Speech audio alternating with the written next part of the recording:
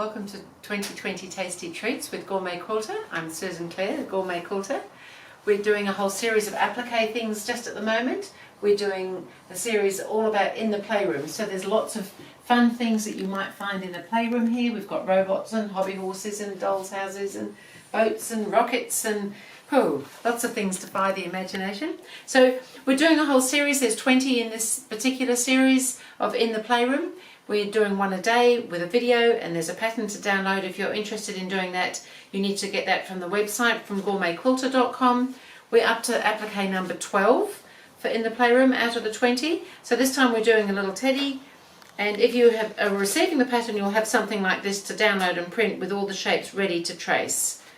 So I've gone ahead and cut all my shapes out. We're doing fusible applique here, so I've got everything with fusible on the back. I haven't ironed anything in place yet. I just wanted to show you a little bit about the face. So in the pattern, the face is all there. You can trace to applique the eyes and the nose if you choose to, which I'm going to do. So I've done that. So when on my shape for my head, I've also drawn the shapes on that so that I can position them onto the fabric, because it's quite hard to do that sometimes. So one way of doing that would be to use a light source, in this case a light box, and I can see through, because I've got these shapes on the back, I can see through to mark where they are on the front. So I actually already marked them, but I've got two spots for the eyes and nose, and also the little lines for the mouth, because I'll stitch those as well. So that's quite a good way of marking things, just so that there's something to work with, because it's quite good if the eyes and things are in more or less the right place. So I've started putting the teddy's body on, but he's got some clothes on. He wants to wear his trousers and his t-shirt, so we need to put things on. So on the pattern, things are numbered, the pattern pieces, and so that gives an indication of whether they're under or over type things. The lower the number, the more likely it is to be underneath another piece for overlaps and things. So he's got his trousers and his little t-shirt here, his arms poking out, and then his head sits over the top of that, but his ears sit under his head. Very complicated being a teddy.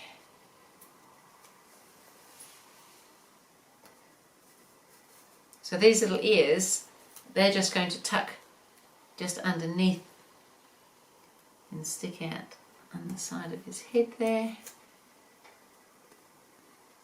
Kind of fun. Look at that. And then I have cut out his nose. His nose is quite large. He's a large-nosed bear.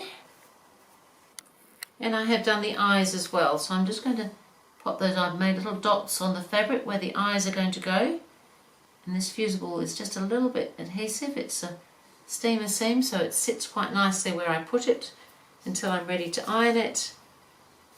So I think he's looking pretty good as a little teddy with his clothes on. So I'm going to iron everything in place now. Now I'm going to be doing some free motion stitching for the applique. You could do other applique, you don't have to do free motion. You might have a preferred method, and that's absolutely fine. So I'm going to free motion, so I need a stabilizer behind, otherwise it'll want to all scrunch up, which is not good. And I'm just going to iron that to it. It's not fusible, but it just sticks together nicely. And I'm going to go to the sewing machine, and I might just do these tiny little eyes in his face, because they're probably the fiddliest part. The rest of him is quite straightforward.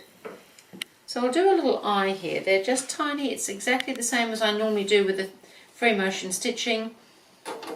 Just get started. A couple of stitches on top of each other to lock it, and then just a little bit around, tiny little circle, and again a couple of stitches to lock off, and that's all it takes. Kind of fun, quick and easy. We'll do the other one while we're here as well.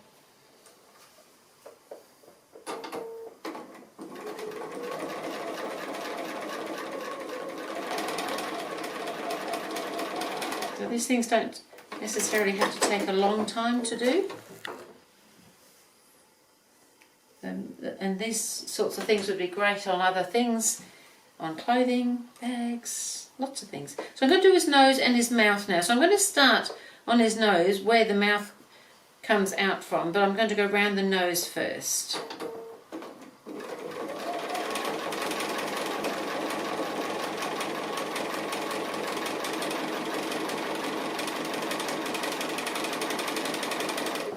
I'm just going to snip that thread out of the way before I get there.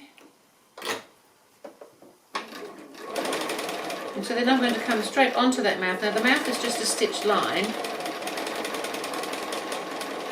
And just to reinforce it, I'm just going to come back along it as well. And the same going the other way.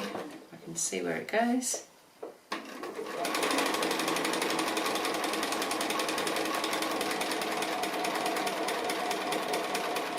And then just finish off. So that I think that's looking pretty good for his face. So I'm going to go ahead. I think the rest of it's fairly straightforward now.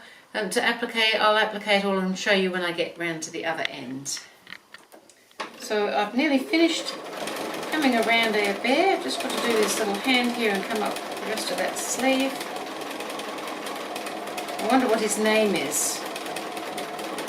I don't think he's got a name, this little bear. Poor little fella. So this is the last little bit here.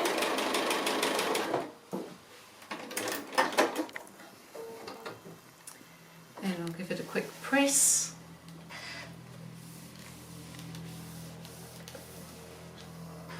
So by doing all that applique stitching and this face and everything in there, it's all done, all finished. How amazing is that? So we'll put him up here in the playroom with his friends. So that was applique number 12 for in the playroom. I'll see you again with applique number 13.